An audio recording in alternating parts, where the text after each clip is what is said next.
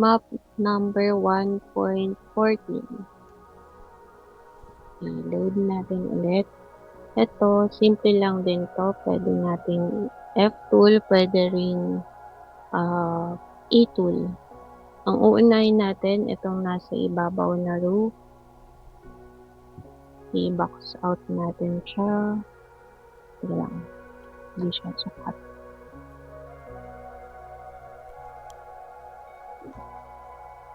Yan. Tapos, ito. And then, use number 1 para sa angle part niya.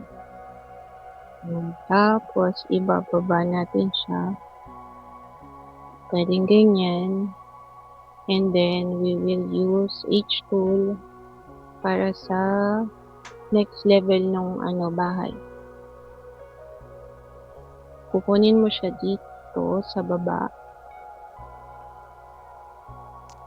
Bakit po ma'am H tool? Bakit hindi F or S or E? H tool is para matrace siya.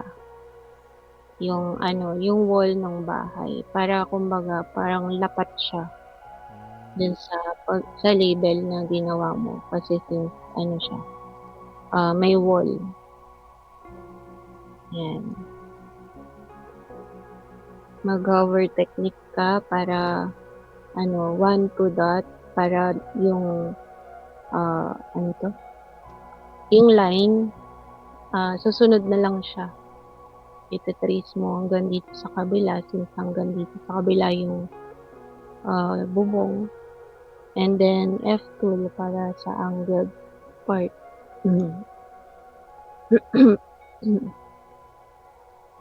Yan.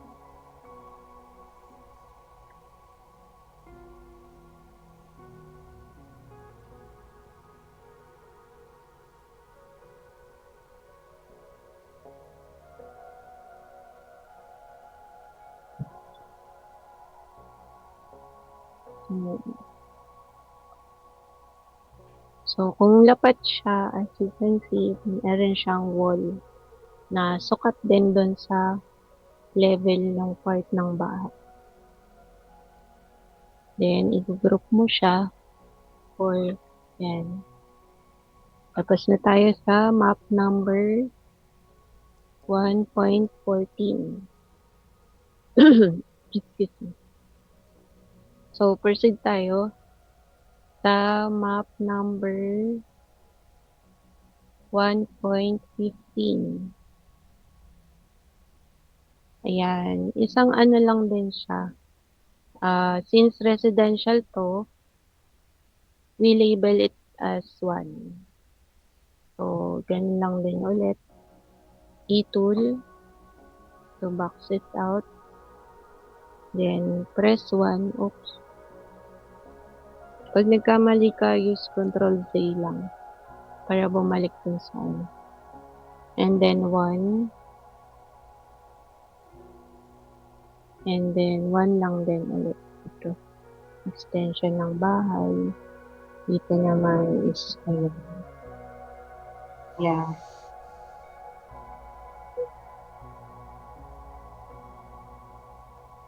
So, paano dito sa part na to? Pwede, gamit tayo ng G tool. Press G, then point dito, then dito, tapos dito sa kabila. And then, saka mo siya i-angle or susukat dun sa nakapabilog na part ng bubong. And then, use E-tool. G. Yan. Tapos, use S-tool na lang para yan, dito, pwedeng dyan, mag-point ka na lang dyan, then spacebar. Tapos, i-merge mo na lang sila.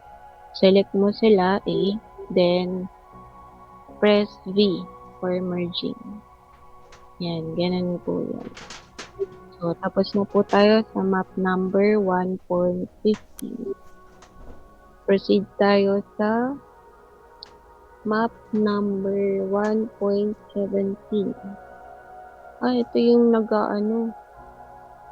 error 1.18. Yan. Itong map na to is parang nakapabaliktad siya na bahay, pero yung wall niya nandun sa kabila. So, we use e-tool ulit to box the bubong, and then angled, yung number 1 para sa angle point. And here din,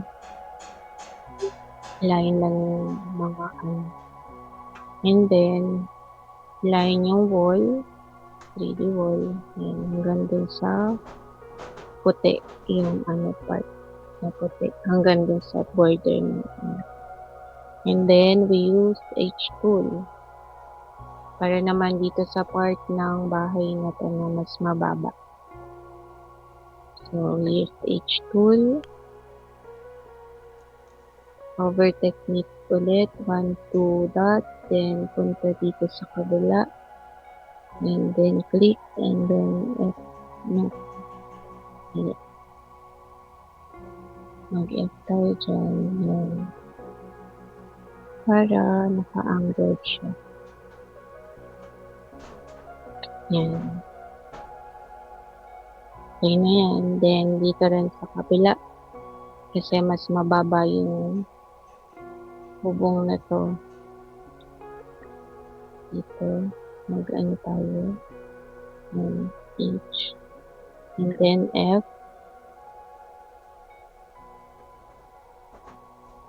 that's it.